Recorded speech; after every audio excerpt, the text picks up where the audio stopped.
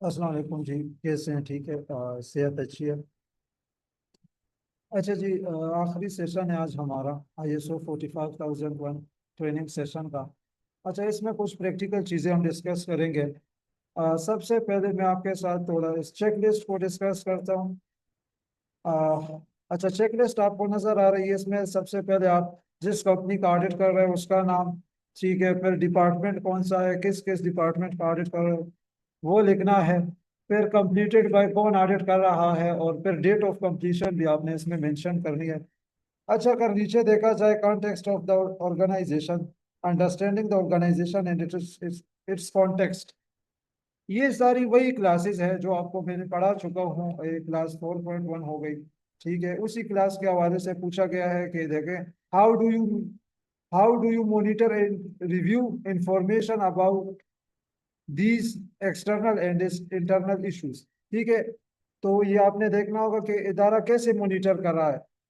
ठीक है, इंटरनल और एक्सटर्नल इश्यूज को कैसे उनको रिव्यू कर रहा है। ठीक है, उधर जो डिटेल से समझाया है, जो डॉक्यूमेंट चीजें, वही आपने फिर क्या करनी है, देखनी है। ठीक है, फिर अगर नीचे आप देखें तो ये 4.2 का part C, which of these needs and expectations are would become legal requirements. ठीक है, देखे सारी वही चीजें हैं जो हमने ऊपर डिस्कस की। अच्छा, इसमें फिर करना क्या है, चीजें तो सारी वही है, वही क्लासेस है। ठीक है, उनके हवाले से पूछताछ हो रही है। ठीक है, क्लास 5 आपके पास लीडरशिप हो गई, फिर इसमें लीडरशिप एंड कमिटमेंट के हवाले से क्वेश्चन है। ठीक है, फिर हेल्थ एंड सेफ्टी पॉलिसी के हवाले से है। ठीक है, रोल्स एंड रिस्पॉन्सिबिलिटीज के हवाले से, वर्कर कंसल्टेशन के हवाले से इसमें आपको नजर आ रही है चीजें। नीचे प्लानिंग हो गई, इसके साथ साथ हैजार्ड आइडेंटिफिकेशन के हवाले से। तो जितनी भी आपकी क्लासेस आपने पढ़ ली है, ये एक आपके पास तैयार चेकलिस्ट है। ठीक है, उन्हीं चीजों को इसमें जो क्वेश्चन है, ठीक है, वही आपने साइट पे देखने हैं। और फिर इसके आगे जो ब्लॉक्स है उसको फिल करना है, जैसे कि रेफरेंस इन यूर सिस्टम। क्या है आपके पास? Reference in your system. अच्छा, इसमें आपने क्या करना है, अभी आप कंपनी का जो डॉक्यूमेंट इस चीज के हवाले से देख रहे हो, उस डॉक्यूमेंट का आपने इसमें क्या करना है, रेफरेंस नंबर डालना है। कल आप लोगों को समझाया था कि ISO 45001 की रिक्वायरमेंट है कि सारे डॉक्यूमेंट्स पे प्रॉपर रेफरेंस नंबर होगी। ठीक है, उसको रिव्यू और अपडेट भी किया जाएगा तो उसके साथ रीजन लिखेंगे। हर वर्जन का अपना उसका नंबर होता है। ठीक है, तो वही नंबर, रेफरेंस नंबर आपने इधर मेंशन करना है, हर क्वेश्चन के आगे, हर क्लास के आगे। फिर दूसरी चीज अगर आप इसमें देखें तो वेरिफिकेशन है।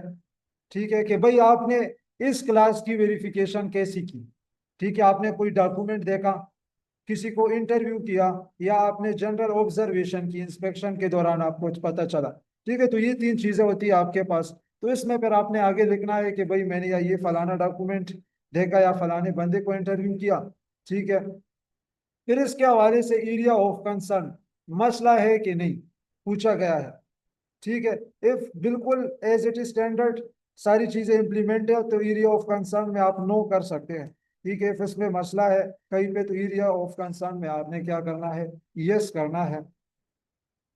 तो ये सारी क्लासेस है, आखिरी 10 क्लास हमारे पास 10वें नंबर पे जो है इम्प्रूवमेंट किया है। ठीक है, तो ये सारी आपके पास एक चेक लिस्ट आ गई। ठीक है, और बिल्कुल ये इजी लैंग्वेज में आप क्वेश्चन पढ़ते जाएंगे तो आपको समझ आता जाएगा। ठीक है, और इस हिसाब से करना है।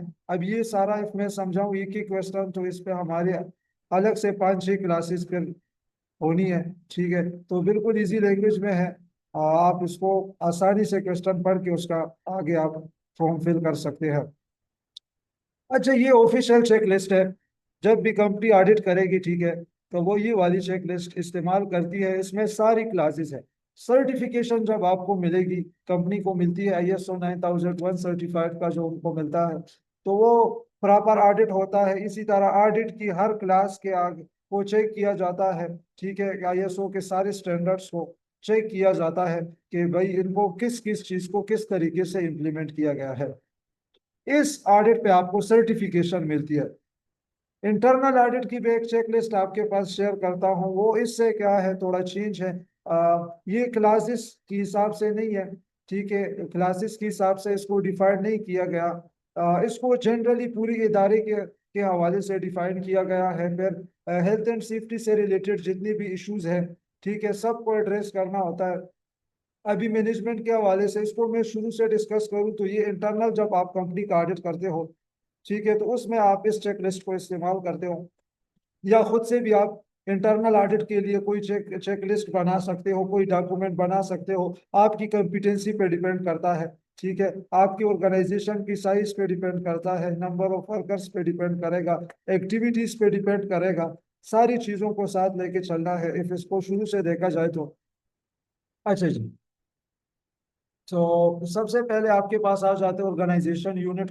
ठीक है, इफ आप ये एक जगह का एक डिपार्टमेंट का ऑडिट कर रहे हो तो उसमें मेंशन कर दो फलानी डिपार्टमेंट का हम ऑडिट कर रहे हैं। टोटल मैन पावर, मतलब टोटल कितने अफराद कंपनी में काम कर रहे हैं, कंपनी का स्टाफ टोटल हो गया। ठीक है, फिर सब कौन कंपनीज का मतलब है कितनी सब कॉन्ट्रैक्टर कंपनीज काम कर रही हैं। ठीक है, और इसी के साथ साथ फिर आपने सब कॉन्ट्रैक्टर के टोटल नंबर्स।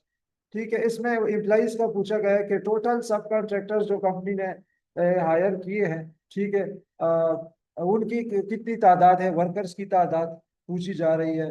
ठीक है, और फिर इफ कोई मशीनरी वगैरह रेंट पे है, ठीक है, तो उसका भी आपने क्या करना है, मेंशन करना है उस चीज को भी।